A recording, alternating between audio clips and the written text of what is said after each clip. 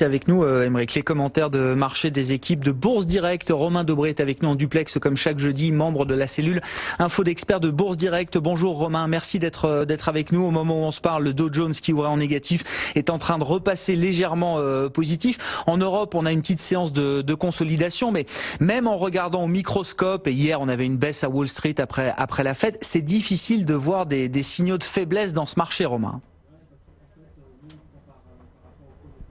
Bonjour Grégoire, bonjour à tous. Non, pas de signaux de faiblesse, toujours pas. Malheureusement, pas beaucoup d'éléments nouveaux non plus, mais voilà, les secteurs dont vous parliez qui sont toujours payés ou suivis par le marché. Ce qu'on constate, c'est qu'effectivement, ça patine un petit peu. On se demande si on approche effectivement pas de la dernière jambe de hausse. Enfin, c'est assez probable compte tenu de la progression qu'on a connue récemment. Le niveau qu'on a bien identifié sur le futur CAC 40, c'est 5525, 5529. On en parle depuis plus d'un mois maintenant, et ça fait 8 séances qu'on arbitre autour de ce niveau-là, qu'on a du mal à le franchir. Donc voilà, il y a un peu d'attentisme dans le marché. Ce qu'on remarque aussi, c'est qu'il y a beaucoup de spéculation sur les valeurs. On parle des secteurs globalement. Il faut vraiment regarder les prix en clôture, parce que si on la regarde en séance, c'est assez déroutant. La Société Générale avait ouvert en baisse elle a baissé jusqu'à 0,80% ce matin après l'ouverture, et elle a fini par monter de 3,5%. Elle doit être autour d'1,5% de hausse pour l'instant. Donc il y a beaucoup d'arbitrage, beaucoup de spéculation à mon avis dans le marché. Probablement, et quand on regarde les graphiques un peu en zoomant, donc dans le détail des cotations intraday, pas mal de spéculation à mon avis, du trading algorithmique, pas de grosses mains. Ce qu'on observe aussi, c'est qu'il y a en revanche des volumes qui s'étayent et qui s'étoffent en fin de journée à chaque fois. On avait à peu près un tiers du volume qui se faisait au fixing, quasiment tous les jours.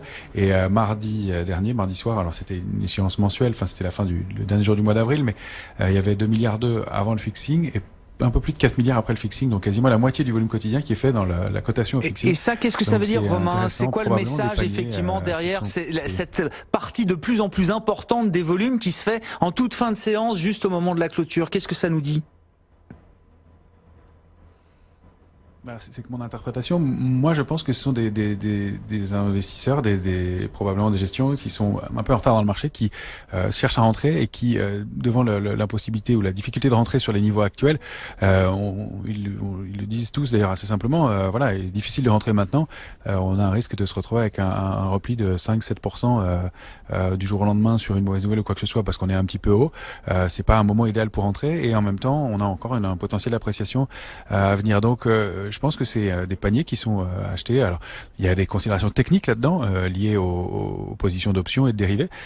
C'est une chose, mais je pense qu'il y a aussi le fait que il y a des investisseurs qui en retard achètent des paniers d'indices parce qu'ils ont une liquidité. Et comme on l'avait observé en fin d'année dernière, il y a eu beaucoup de nettoyage de portefeuille. On est arrivé en fin d'année sur un mouvement de baisse qui est rare au mois de décembre en plus, une accélération baissière importante. Donc il y a toujours ces habillages de portefeuille de fin d'année où on a tendance à enlever les valeurs qui sont les performances les pires. Je pense à des Valeo qui avaient perdu 65% dans l'année au moins, qu'on n'a pas envie de conserver dans les portefeuilles, et puis d'autres titres. Et donc dans un marché dangereux, de dégager des liquidités. Le fait de dégager ces liquidités-là fait qu'il y avait pas mal de liquidités disponibles en début d'année, avec un début d'année en contre-pied, puisqu'une première séance à la baisse et puis ensuite un rebond que vous connaissez maintenant, qu'on connaît maintenant. Donc je pense qu'il y a encore pas mal de cash, que c'est difficile d'entrer, et que voyant le marché qui paye tous les jours un tout petit peu, il y a des paniers qui sont achetés. Moi je l'interprète comme ça. Je pense que c'est ça qui permet à l'indice de monter. Et on le constate, si vous voulez, dans la psychologie du marché toujours. Il y a toujours de la couverture dans les portefeuilles. Alors elle coûte cher, on en avait parlé la semaine dernière, mais c'est toujours le cas. Il y a une distorsion au sein de la volatilité. Vous savez que les options sont composées de call et de put, options d'achat, options de vente.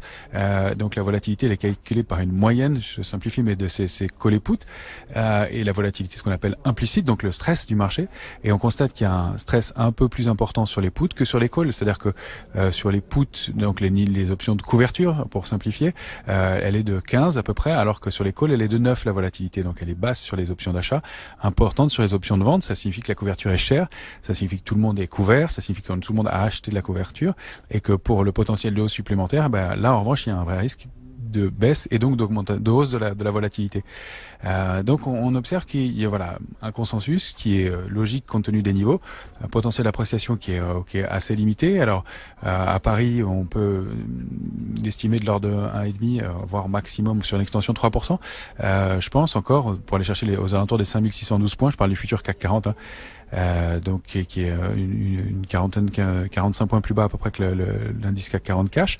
Et puis en revanche à la baisse, il y a un risque qui est pas mesurable pour l'instant. Il n'y a pas de signaux de retournement, pas de figure de retournement, mais il y a un risque de consolidation et on peut revenir jusqu'à 5350 sans danger majeur. Et même pourquoi pas, s'il y a une figure de retournement qui se mettait en place, là je parle de quelques semaines, aller tester une zone autour des 5250 points sans que ça remette en cause le mouvement haussier. Donc on est dans une phase où il y a un potentiel de hausse qui est limité et un potentiel de correction qui est important. Donc quand l'intérêt continue comme ça et se manifeste sur le futur CAC 40, on le voit, les positions ouvertes augmentent, la position ouverte augmente. Vous savez que le nombre de contrats sur le futur CAC 40 n'est pas limité. C'est pas comme sur les actions où il y a un nombre d'actions émis par une société. Sur le futur, s'il y a de l'intérêt, les arbitragistes créent de nouveaux contrats pour répondre à la demande et pas faire de distorsion entre le CAC 40 cash et le CAC 40 futur. Et là, on voit que cette position ouverte, elle augmente doucement mais régulièrement. On arrive à 340 000 contrats sur le futur du mois de mai, ce qui est important. Et surtout, ce qui est intéressant, alors difficile à interpréter aussi, mais parce que c'est un phénomène rare, il y a à peu près 120 000 contrats, 115 000 contrats ouverts sur le mois de juin prochain, donc sur le futur juin. En général, on travaille sur le mois en cours. C'est rare qu'il y ait des positions ouvertes aussi importantes sur les mois à venir. Ça signifie aussi qu'il y a probablement un intérêt qui a été directement transféré du mois d'avril au mois de juin, et donc des positions ouvertes qui globalement s'élèvent à plus de 500 000 contrats futurs. C'est des niveaux globaux de positions ouvertes qu'on n'a pas connus depuis 2017, mi-2017.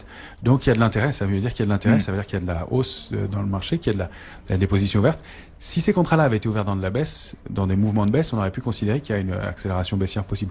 Là, ces contrats, ils ont été ouverts dans un marché haut et sur des points hauts de marché et transférés sur des points hauts de marché, donc probablement toujours un intérêt assez marqué. Donc de là à penser que le marché va continuer à monter fortement, peu probable, mais qui continue à s'apprécier, c'est possible. Ça a l'air d'être le cas pour l'instant. Vous avez bien évoqué les secteurs pour lesquels, qui semblent intéresser les investisseurs, même si encore une fois c'est timide. Hein, il y a des allers-retours, sur les bancaires, des allers-retours assez rapides.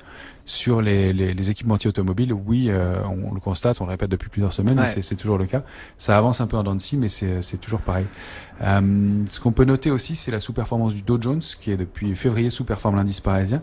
En revanche, le retour de performance du DAX, de surperformance du DAX, qui lui a un potentiel de hausse un peu plus important, un peu plus intéressant dans l'immédiat. Donc c'est aussi un actif qu'on va pouvoir travailler. On va moins facilement travailler l'indice CAC 40 directement, qui lui s'essouffle un peu, sauf en day trading pour faire des arbitrages.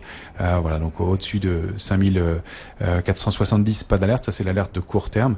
Très court terme, c'est 5510, mais vraiment très très court. Et au-dessus de 5470, pas d'alerte majeure pour aller chercher les cibles un peu plus hautes. Pour l'instant, graphiquement, ça se traduit par un petit triangle symétrique duquel on est sorti et qui nous permet de cibler, là je parle vraiment de points à très court terme, 5585 points. Un petit mot pour finir peut-être, Romain, de l'euro-dollar. Romain, on a vu un petit contre-pied, l'euro-dollar qui était retombé à 1,1120, 1,1110 la semaine dernière, petit contre-pied qui a ramené l'euro-dollar à plus de 1,12. Alors on s'est demandé, est-ce que c'est le début d'un grand reversement de tendance? Non, finalement, ce rebond, il valait mieux le mettre à profit pour vendre. Au moment où on se parle, on est repassé sous 1,12, Romain. Ouais, tout à fait. Alors, on vous donnait la semaine dernière un 12,16 pour se positionner à la vente. C'est sûr qu'il fallait avoir un stop un peu large, mais c'est le niveau de clôture d'avant-hier et d'hier, de lundi et mardi, un 12,16. Donc c'est vraiment un niveau de résistance à surveiller. Contre ce niveau-là, on est toujours vendeur. Maintenant, on va pas appuyer très fortement parce que les cibles sont basses, pas très basses. Je veux dire un 0,8 qui est la première cible. Et ce qu'on constate aussi, c'est qu'il n'y a pas d'intérêt ouvert. Il est toujours intéressant de regarder les positions ouvertes sur l'euro-dollar. Et là, il n'y a pas vraiment d'intérêt. C'était un peu mitigé depuis quelques temps. Ça montait, ça baissait. Là, c'est vraiment quasiment autour de zéro les déclarations de position spéculatives ouvertes sur l'euro-dollar. Et en plus, on note depuis maintenant quelques mois des divergences haussières. C'est-à-dire que les indicateurs graphiques pointent vers le haut, ne marquent marque plus de nouveau plus bas, alors que l'euro-dollar, lui, le fait. Donc, vous voyez, ça peut durer longtemps, parce que je crois que les premières divergences datent du mois de mai dernier. Donc, ça fait quasiment un an, mais elles se confirment là récemment. Ça pourrait être un signe haussier pour l'euro à quelques jours, quelques semaines. Donc, rien de très ferme dans l'immédiat. On se repositionne pas à l'achat. On est toujours vendeur majoritairement contre un 12-16, je vous disais, pour aller chercher un 0,8, mais pas besoin d'être trop agressif sur la vente de l'euro aujourd'hui. Comme on l'a vu. Exactement. Exactement. On peut dire aussi un dernier mot du pétrole, si vous voulez. Rapidement, il y a un petit retracement, mais tant qu'on est au-dessus de 69,70, au-dessus de 69,70, on reste toujours acheteur. Ça fait la 10e semaine d'affilée que la position ouverte continue à augmenter, malgré le mouvement de correction qu'on a connu la semaine dernière. Donc il y a toujours des intérêts à la hausse sur le pétrole. Ouais, on est au-delà des $70 toujours pour le baril de Brent, même si on a toujours cette petite consolidation en cours des cours du pétrole qui doivent reculer autour de 2% cet après-midi. Merci beaucoup Romain. Romain Dobré qui était avec nous en duplex, membre de la cellule info d'experts de Bourse Direct. Merci.